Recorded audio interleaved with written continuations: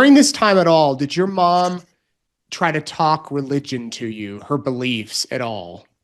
Yeah. So her main pitch ever was we were on our way to, I had a Reno football tryout, like a camp, and it was a 3-day camp, and it was in like Reno.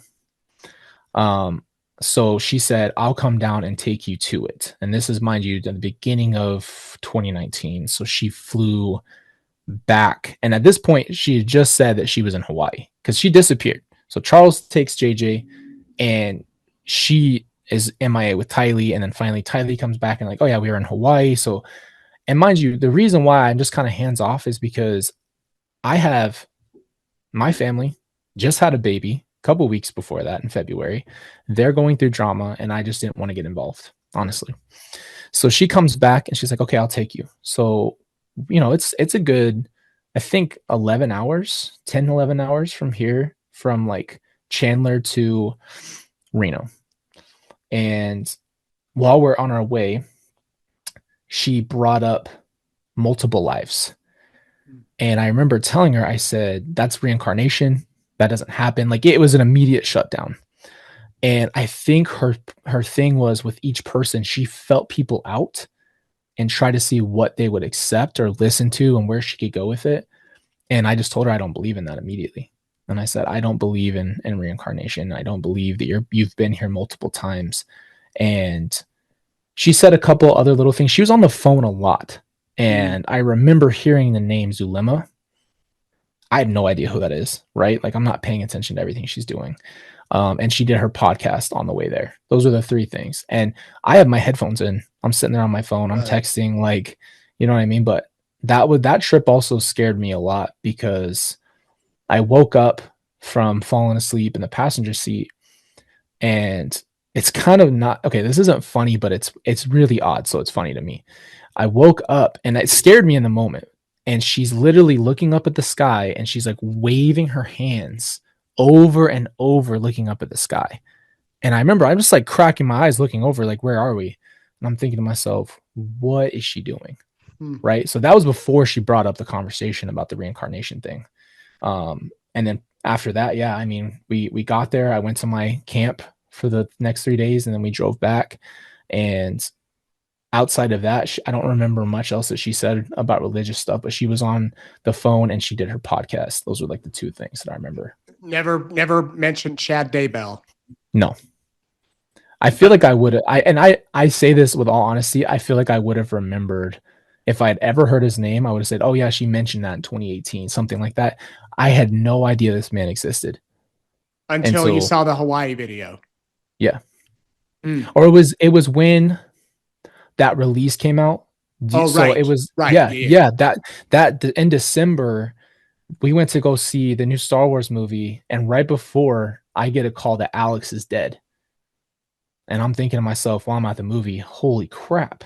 Like, what is going on? Like, he just killed my dad. Now he's dead. And so we go to the movie. I'm sitting there all like, we never stay up late at this point. We just had Riley. We get back. And then Kelsey comes out of the room. It's like 12:30. And I'm on the couch and she's like, her phone, she's like holding her phone shaking. And it's the report. And it says, your mom's married and they abandoned their house in Rexburg, Idaho.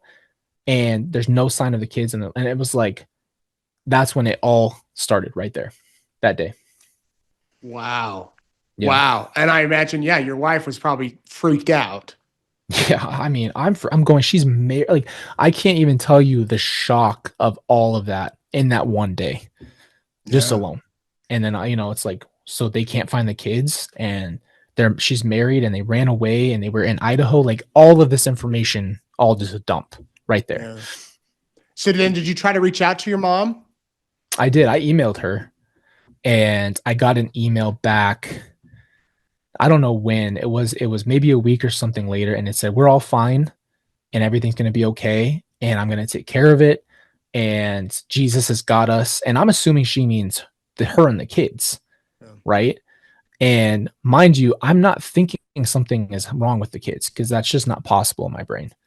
It's just not. It just doesn't seem plausible. So I'm thinking, okay, well, this is her to deal with. Those are my siblings, but those are her kids, and she needs to do what she needs to do. She needs to take care of this, and she needs to bring it back. Did When you she think? went silent, sorry, go ahead. Oh, go ahead. Yeah, sorry to cut you off. No, when she went silent, that's when it was scary. Did you think all along that your siblings were still alive, or was there a day or a moment where you thought, okay, this isn't looking good? Yeah. It was the wrestle all the time. I remember that Christmas, I woke up and I just asked Kelsey out of the blue. I just said, what if they're gone? And I had a dream, and it's really hard to it's just a hard dream to tell you, but um I just had this really weird dream, and I just remember the flash of it, and it was this big, kind of like if you looked at soil behind glass, like layers. And I had a dream that specifically Tylee was in this soil in this big field. And this was like scared me to death because I'm like, there's no way. Like I'm telling myself that dream means nothing. You're crazy. Like I'm not letting that be even a thought process in my head. There's no way Tylee's there. And that was, I think a couple months later, they were looking in his backyard. I remember praying and telling myself, please, Tylee, don't be back there because of that dream. So like it was so it was very close to the back of my brain because I had to push it back. I had to keep hope. And I kept telling myself, rationalizing all day, every day, there's no way she would hurt them. So where are they? And I went through every scenario I could possibly think of, every family member that they could possibly be with, and wondering what's going on. So until the day that they called me and told me they found them, I think I always had some kind of hope. Is that how you learned that on June 9th, 2020, that they had been found? You got a call from the police? Yeah. So I was on my way to go get my license renewed, and I was by myself. And I remember I got a call from the FBI, and they go, "Hey, Colby, Chad's been arrested, and they found human remains on his property." And man, it was just like, and I remember like same thing, rationalizing like, okay, maybe it's like, and I asked her, I said, is it like little kids' bones? Like, can you tell me anything? Is it like somehow, some way it's not them? Right? There's no way. And that's just how my brain was. It was just deflecting that possibility that that's true. And she said, we're still looking into it. We're going to have to figure it out. And then, yeah, I mean, we hung up and I called Kelsey. And then later that day they called and said they confirmed it. And yeah, that's when I found out that day.